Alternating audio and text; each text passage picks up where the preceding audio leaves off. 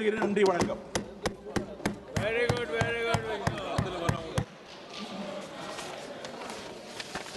अधिष्ठाता महोदय, मैं आपका अत्यंत आभारी हूं कि आज देश के करोड़ों श्रमिकों के सुधार के लिए और जो हमारी सरकार ने जिस तरह से देश के बिखरे और जटिल कानूनों को कोडिफाई करके 4 कानूनों में 2020 में बनाया और उस industrial relation code amendment bill 2026 में जिसको आज अमेंडमेंट के रूप में हमारे श्रम मंत्री जी लाए हैं, उसका उद्देश्य सीधा है कि the industrial relation code 2020 replaces in namely the trade union act 1926, the industrial employment standing order act 1946 and the industrial dispute act 1948। ये जो 3 अलग अलग कानून थे, इनको रिपील करके एक the industrial relation code amendment act बनाया और उसमें कोई एम्बिग्विटी न हो, फ्यूचर में कोई अनसर्टेनिटी न हो,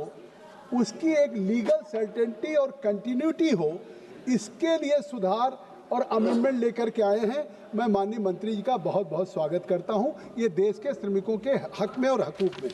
आप देखें, दुनिया में हर देश में श्रमिकों के अगर आंदोलन का इतिहास देखा जाए तो आज पूरी दुनिया में, केवल भारत नहीं, अगर पूरी मानव की सभ्यता से लिया जाए तो 1789 में जब फ्रांस की क्रांति हुई, उस समय वहाँ के मजदूरों ने दास्ता और शोषण की जंजीरों को तोड़ने का काम किया था। फिर 1886 में शिकागो के जब श्रमिक आंदोलन हुआ, उन्होंने कहा कि मजदूर एक हो दुनिया के, 8 घंटे के कार्य दिवस की बात की गई। फिर 1917 में रूस की क्रांति ने श्रमिकों को सत्ता और अधिकार की परिभाषा दिलाई और आप यकीन करिए कि अगर आज तक ये दुनिया के श्रमिकों के सुधार में ये सबसे बड़े 3 आंदोलन माने जाते हैं जिनको क्रांति के रूप में, तो आप यकीन करिए 2002 में जिस समय लेबर कमीशन और लॉ कमीशन ने कहा था, अटल बिहारी वाजपेयी जी की सरकार थी और उस समय जो दूसरा राष्ट्रीय श्रम आयोग बना था, विधि आयोग, उन्होंने साफ कहा था कि आज भारत के मजदूरों के, श्रमिकों के हितों की रक्षा के लिए जितनी जटिलताएं हैं, उन श्रमिकों की न सोशल सिक्योरिटी है, न उनका वर्क कल्चर है, न उनकी वेजेज है, पेमेंट्स है, इन सारी चीज़ों पे उन्होंने एक सुधार की आवश्यकता कही थी, जिसको अटल बिहारी वाजपेयी जी ने आगे बढ़ाया था। लेकिन फिर कांग्रेस यूपीए की 10 साल की सरकार आई और उस पर कोई काम नहीं हुआ। जबकि 19 की महामारी आई कोविड की, जब पूरी दुनिया, भारत अपने घरों में थी, उस समय भी कन्याकुमारी से कश्मीर तक अगर कोई खाना पहुंचाने का काम किया है तो उस कोविड में भी वो मालगोदाम के मजदूरों ने किया, लोडिंग और अनलोडिंग का काम किया। लॉकडाउन के अंतर्गत जब हवाई जहाज ग्राउंडेड हो गए, रेलवे गाड़ियां खड़ी हो गई, बसें कारें खड़ी हो गई, उस समय भी इस देश के, उस समय नरेंद्र मोदी जी ने तय किया कि आज इस भारत के श्रमिकों के लिए जिस तरह से उन्होंने फिर ये जिम्मेदारी श्रम मंत्रालय को दिया, श्रम मंत्री जी ने 29 कानूनों को उसको कोडिफाई किया, उसको रिपील किया और 4 कानून के रूप में जिस तरह से इसको बनाया है, अभी तक अगर दुनिया के इतिहास में 3 क्रांति माने जाते थे तो ये जो 4 कोडिफाई किया गया है, ये 4थी क्रांति होगी दुनिया के श्रमिकों के सुधार में, ये भारत की। आप डिग्निटी ऑफ लेबर की बात करते हैं, आखिर डिग्निटी ऑफ लेबर, हम कहते हैं कि ये जो हमारे श्रमिक हैं, यही चेतना के मील के पत्थर हैं विकास के। अगर हम विकसित भारत नरेंद्र मोदी जी के नेतृत्व में लेंगे तो आज उन श्रमिकों के और उन श्रमिकों के डिग्निटी ऑफ लेबर की, लेकिन अभी तक श्रमिकों को क्या माना जाता था कि जैसे कि वो श्रमिक केवल काम देने वाले लोग हैं। वो अपने पूरे विश्वास के साथ कह सकता हूँ कि जो आज ये श्रम संहिता है, आने वाले इतिहास में ये श्रमिक हित में एक नई आधुनिक संतुलित क्रांति के रूप में देखा जाएगा। इसके लिए मैं बहुत बहुत बधाई देना चाहता हूँ। आज श्रमिकों को जो केवल अपनी मेहनत बेचने वाला व्यक्ति माना जाता था, आज उसको जिस तरीके से एक अवसर दिया है, मैं कहना चाहता हूँ कि इसमें क्यों कन्फ्यूजन कर रहे हैं। आखिर हमारी दीदी भी बोल रही थी, दीदी आप तो इतना पढ़ती हैं, हर बिल पे बोलती हैं, क्या एम एंड ऑब्जेक्ट है? एम ऑब्जेक्ट ये है कि जो कोडिफाई किया 7 नवंबर 25 में, अगर ये कानून पहली बार लागू हो गया तो अब इसमें कोई आगे कन्फ्यूजन न हो, तो जो सेविंग क्लाज है, एक सेविंग क्लाज लेकर के माननीय मंत्री जी आ रहे हैं, केवल संशोधन इसलिए और वो सेविंग क्लाज इसलिए लाया जा रहा है कि जब पुराने कानून सब रिपील किए, नया कानून ला रहे हैं, एक ट्रांजिशन फेज होता है। आपके बराबर में श्रमिक नेता बैठे हुए हैं हमारे अरविंद सावंत जी, तो उस ट्रांजिशन फेज में उन श्रमिकों के हकूक की हिफाजत और उसको उनके हितों की रक्षा करने के लिए, उनके अधिकारों की रक्षा करने के लिए, सोशल सिक्योरिटी की रक्षा करने के लिए, वर्कर्स के रिप्रेजेंटेटिव कि उनकी कहीं खत्म न हो, इसलिए इस कोड को नोटिफाई किया जा रहा है, इसलिए इसको इम्प्लीमेंट किया जा रहा है। और ये मुझे लगता है कि स्वतंत्र भारत में सही मायने 1947 से जो श्रम कानून लागू थे, किस तरह से हमारे उन आंदोलनों में श्रमिकों की लड़ते, कितने श्रमिकों ने अपनी जान दे दी। लेकिन आज जो नया फ्रेमवर्क है, कंपनी अभी नाम लिया था हमारे निशिकांत दुबे ने कि मतलब चलती हुई फैक्ट्रियां रुक गई।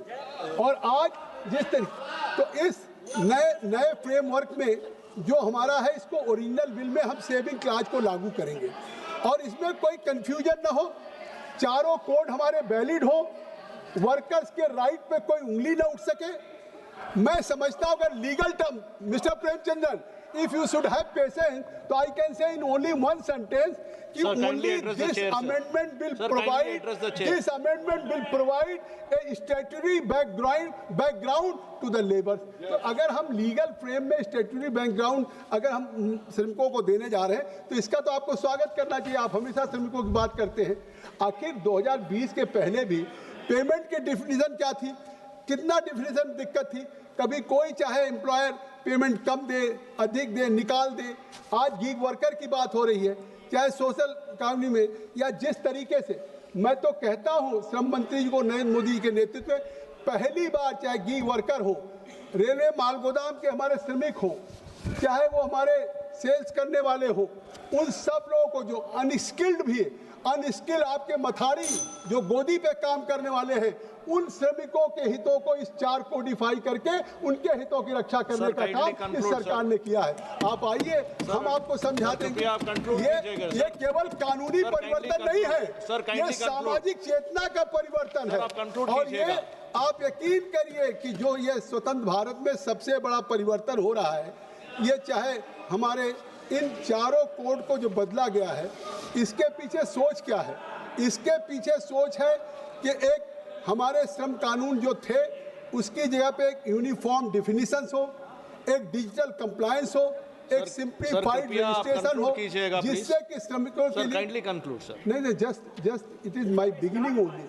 हाँ, ये तो अभी बिगिनिंग ही है। तो इसलिए मैं कह रहा हूँ कि आज ये इतना महत्वपूर्ण है कि देश के श्रमिकों में आवाज जानी चाहिए कि आज इतना बड़ा काम मोदी जी की सरकार कर रही है कि आज उनके ऑक्यूपेशनल सेफ्टी के लिए, हेल्थ के लिए, वर्किंग कंडीशंस के लिए किस तरह से स्पष्टता से कानून बनाया है। अगर 2020 में आप देखें कि सुरक्षित कार्यस्थल हो, उसको भी कानूनी अधिकार दिया है। ऑक्यूपेशनल सेफ्टी हो, हेल्थ हो, वर्किंग कंडीशन हो, या हमारे कोड ऑन सोशल सिक्योरिटी पे 2020 में किसको दिया? आपने पढ़ा अरविंद जी, दीदी आपने कभी पढ़ा code on social security act 2020? उसमें किसको दिया है? गीग वर्कर्स को दिया है, गीग वर्कर्स को दिया है, प्लेटफॉर्म वर्कर्स को दिया है। सॉरी, मैं वो मुझे टोक रहे थे। तो मैं कहना चाहता हूं कि इस सदन ने बड़ी चिंता किया। अधिष्ठाता महोदय, ये सदन बहुत चिंता कर रहा था। अब जब इनकी सरकार थी, कांग्रेस यूपीए की सरकार थी, तब गीग वर्कर की चिंता नहीं किया, तब प्लेटफॉर्म वर्कर की चिंता नहीं किया, तब उन्होंने अनऑर्गेनाइज्ड सेक्टर, माननीय श्रम मंत्री जी अभी जवाब देंगे, बहुत विस्तार से जवाब देंगे, तब अनऑर्गेनाइज्ड सेक्टर के वर्कर्स की चिंता नहीं किया। अरे हम भी जुड़े हुए हैं, कई श्रमिक संगठनों से मैं जुड़ा हूँ, मैं भी श्रमिक। और आज मैं कहना चाहता हूं कि अगर 2020 का कोड ऑन सोशल सिक्योरिटी पढ़िए तो एक कानून नरेंद्र मोदी जी की सरकार ने केवल गीग वर्कर के लिए बनाया है, अनऑर्गेनाइज्ड सेक्टर वर्कर्स को बनाया है, प्लेटफॉर्म वर्कर, जो देश के जिनके लिए अभी तक कोई श्रमिक कानून नहीं था, जो they were not cover under the wages act. ऐसे लोगों को पहली बार उन श्रमिकों के हकूक की हिफाजत के लिए, उन श्रमिकों के हितों की रक्षा के लिए पहली बार इस तरीके से जो चार कानून बनाए, स्पष्टता है। आप देख लीजिए। और नहीं, मैं sir sir you have exceeded your time sir, thank you sir. मुझे समय देने के लिए धन्यवाद अरुण अध्यक्ष भारती जी। महोदय। मैं लोक जनशक्ति पार्टी रामविलास और अपने नेता चिराग पासवान जी के माध्यम से उनके संदर्भ से इस सदन का ध्यान आकृष्ट कराना चाहता हूं। महोदय, फ्रेट इक्वलाइजेशन जैसी पॉलिसी से जिन नीतियों ने बिहार से उसका औद्योगिक भविष्य छीन लिया था, ये कल मैंने अपने बजट में भी बोला है, उसका परिणाम यह हुआ है कि लाखों लोग बिहार से। अरुण भारती जी एक सेकेंड आप बैठिएगा, आप कंक्लूड कीजिएगा सर। अभी तक Please conclude. श्रमिकों को बड़े शहरों में तो कुछ उनको सेफ्टी थी, लेकिन 2 टायर 3 टियर सिटी में उनको कोई सेफ्टी नहीं थी। आज इन कानूनों के सुधार के बाद आज मुंबई में 8.8%, कलकत्ता में 8.9 और उदयपुर जो 2 टियर है 55.3, कोल्हापुर 56.3, तुम्हारे यहाँ गोवा 23, विजयवाड़ा 20।